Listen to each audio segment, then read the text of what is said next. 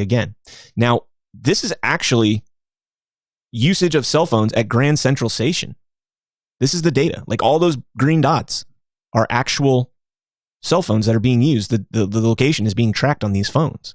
Now, you can go through this data and isolate one phone. We'll see it here in a second, so I don't want to give too much away. The data reviewed by Times Opinion didn't come from a telecom or giant tech company, nor did it come from a governmental surveillance operation. It originated from a location data company, one of dozens quietly collecting precise movements using software slipped onto mobile phone apps. You've probably never heard of most of the companies, and yet, to anyone who has access to this data, your life is an open book. They can see the places you go every moment of the day, whom you meet with or spend the night with, where you pray, whether you visit a methadone clinic, a psychiatrist's office, or a massage parlor. You think we're free? You think we have anonymity? We don't. So this is actually the data, and if I scroll through, you'll see how the data manipulates. But this is the data of more than 10,000 smartphones tracked in Central Park. All right? So you see this is the data. As I scroll, it's moving. And you can isolate just down to that one. So you can see, let's do it again because that's kind of cool. So you see they're isolating the data now. It's pretty cool. Obviously, you got somebody on a boat here because that looks like it's in the middle of the water. Interesting. All right, so let's keep going here. Down to that one person. Now, here are all the pings from that one person over the period that they allot, and this is covered by the data. So here are all the pings from that smartphone over the period covered by the data. So all of these dots are one phone and where they're going.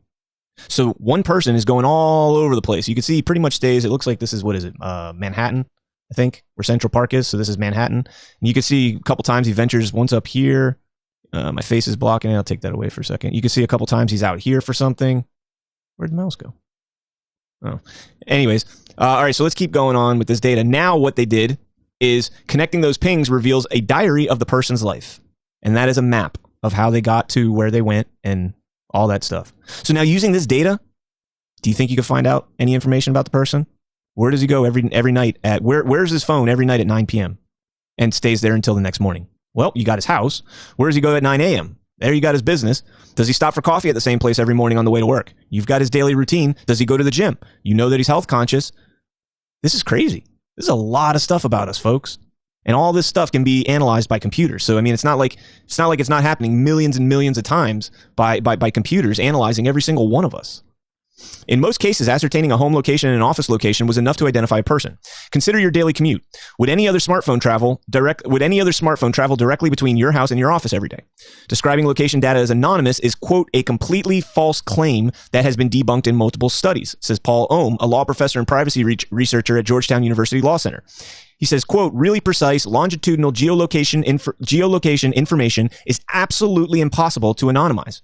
Quote, DNA is probably the only thing that's harder to anonymize than precise geolocation information.